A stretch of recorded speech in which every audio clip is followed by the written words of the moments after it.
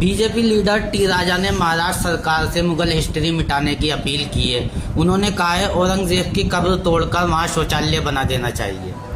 घटिया निंदनीय सोच है इस प्रकार की बात करना कि जो गलत अल्फाज किए गए हैं। मैं फिर से कहूँगा कि हमारा मज़हब तो ये नहीं सिखाता कि किसी के दूसरे के मज़हब के बारे में गलत अल्फाज कर करके उनका अपमान करें, लेकिन हम ये भी चीज़ हमें बर्दाश्त नहीं है कि आप हमारे मज़हब के सिलसिले में गलत अल्फाज कह करके हमें वो करो। तो ये घटिया निंदित सोच इस प्रकार की जिन लोगों की है गलत है, और मैं उसकी कड़े शब्दों के अंदर निंदा करता हूँ, मजम्मत करता हूँ, और जनता से मैं आह्वान करता हूँ ऐसे लोगों को चुनाव के अंदर आप लोग को सबक सिखाएं। जहाँ तक इतिहास ख़त्म करने की बात है, इतिहास आप दो इस पर सवाल बनते हैं। एक तो इतिहास अगर आप ख़त्म कर दोगे तो हासिल क्या होगा, मुझे इस बात का जवाब दें। देश की जनता का क्या हासिल मिलेगा? क्या इतिहास ख़त्म करने से क्या देश की जनता को रोज़गार मिलेगा? क्या इतिहास ख़त्म करने से क्या महंगाई ख़त्म होगी? इतिहास ख़त्म करने से क्या लोगों की तरक्की होगी?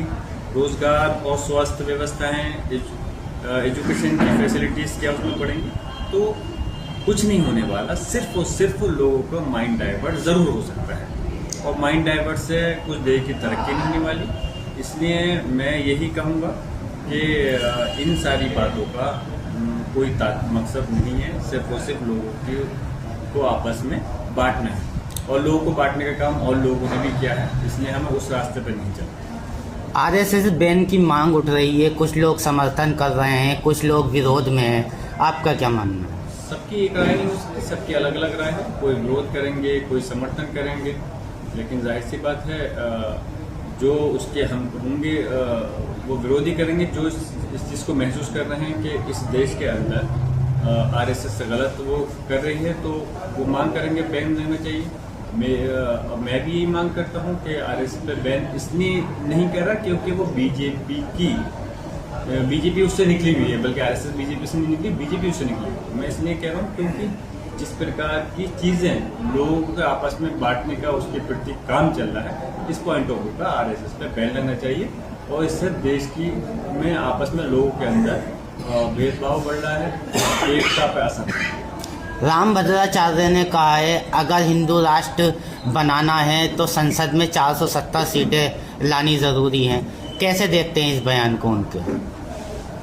किसी तरह से नहीं देखता मैं बयान, कुछ नहीं है इसके अंदर। सिर्फ और सिर्फ वही है जो और 2, 4, 10, 15 लोग इस देश के अंदर इस प्रकार की भाषा का इस्तेमाल करके लोगों को बांटने का प्रयास कर रहे हैं। वही एक है, और कुछ नहीं।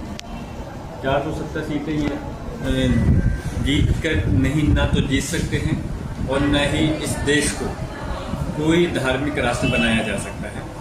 इस देश के अंदर ये किसी धर्म के प्रति राष्ट्र बनाना, ये समझिए उसी तरह से है कि जो हमारे बुजुर्ग, उसमें बुजुर्गों में ऐसा नहीं है जिन्होंने आज़ादी की लड़ाई में हिस्सा लिया। सिर्फ मुसलमान है, हिंदू समाज के भी हमारे भाई हैं जिन्होंने हिस्सा लिया था, उनका अपमान है क्या? अगर उन्होंने जो संविधान हमारा बनाया है एक धर्म के, किसी एक धर्म के लिए नहीं, तो उसके प्रति इस प्रकार की बातें करना ये चीज़ गलत है।